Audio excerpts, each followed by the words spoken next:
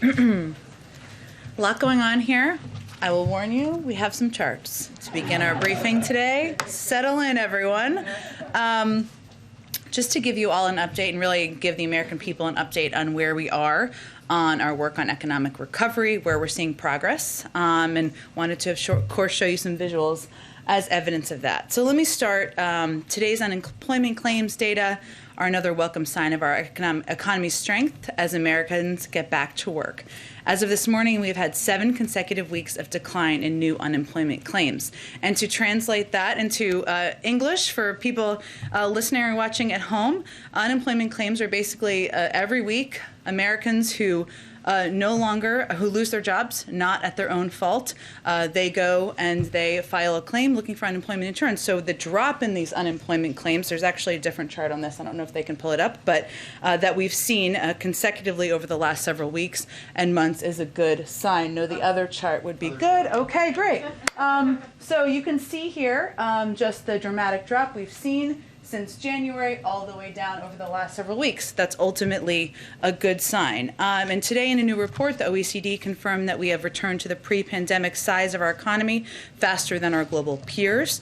While developed economies around the world are facing similar challenges on inflation because a global pandemic is causing global supply chain issues, something we're experiencing, something countries around the world are experiencing.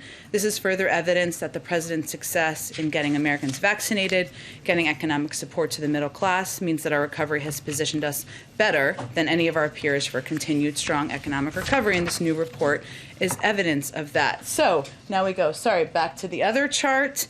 As we said before, we are also coming out, given we're coming out of an unprecedented economic shutdown as a result of the pandemic, we know that small increases in price can impact a family's budget. And what we're working to do now is both to address any issues that are slowing down the transfer of goods moving around. It's basically the supply chain is basically as goods are moving around the world. So we're working to address those disruptions, make sure goods are getting to shelves faster and easing price pressure. And there's a lot of good data out there. New data shows we're moving more goods than ever before. Ports are moving these goods more quickly, and large retail stores like Walmart, Target, Best Buy, and TJ Maxx are fully stocked. You've seen CEOs put out statements over the last several days confirming that. And Americans should feel good about the progress that's being made in addressing these disruptions and also ensuring that shelves are stocked at these big retail stores around the country. So, and this gives you kind of some examples of where we've made progress. So if you look at this, this is where we've seen, we've talked a lot about the ports of Los Angeles and Long Beach, where about 40% of volume comes in. And we've seen an increase in goods that are coming over there year to date compared to the previous peak. This means, and a lot of economists have talked about this, that more goods, because people are not spending their money as much on going to restaurants and doing things that American families normally do. They're buying a lot of goods. People are buying televisions. They're buying things online. This is happening around the world. And there's a 16% increase. That's why.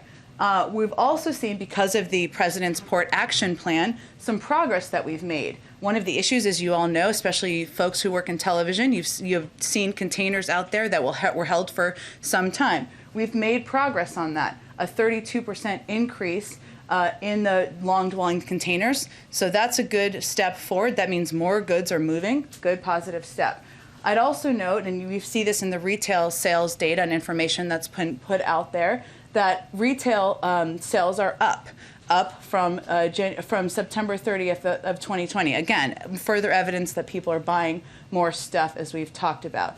And then the last piece I just wanted to point out here, and this is evidenced by, as I talk about these CEOs who have put out statements saying their shelves are stocked, that on-the-shelf availability is now at 90% as of the 14th of November, so just a couple of days ago.